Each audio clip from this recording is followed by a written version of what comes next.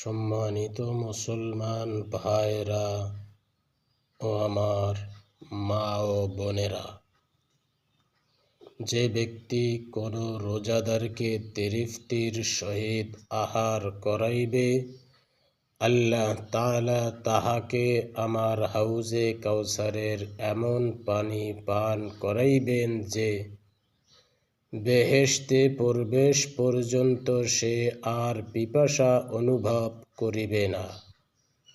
উহা ওই মাস যাহার প্রথম ভাগে রহিয়াছে রহমত, মধ্যভাগে গুনাহ মাফ